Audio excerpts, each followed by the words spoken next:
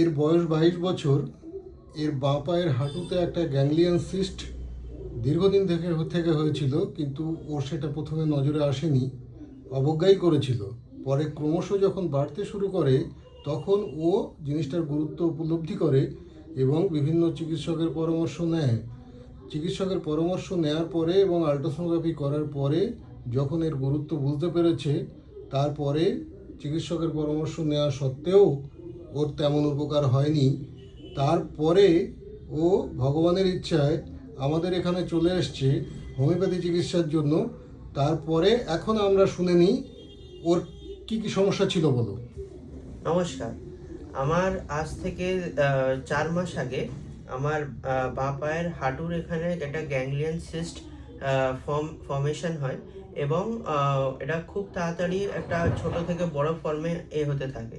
এবং প্রথমত আমি এটা সেরকম খেয়াল করিনি, কিন্তু আস্তে আস্তে যখন এটা বড় হতে থাকে তখন আমার বোধটা হয় এবং আমি বিভিন্ন ডাক্তারের কাছে যাই।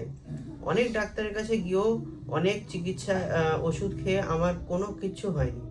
কিন্তু ভগবানের ইচ্ছায় পরে একজনের কাছ থেকে আমি ডাক্তারবাবুর নাম্বারটা পাই এবং এনার সাথে কন্ট্যাক্ট করে এনার কাছে আসি। আমার 2 মাসের মধ্যে সমস্ত গ্যাংলিয়ান সিস্টটা সেরে যায় এবং কমে যায়। আমি ডাক্তারবাবুকে অনেক ধন্যবাদ জানাই। আমার আজকে পাটা পুরোপুরি সেরে উঠেছে।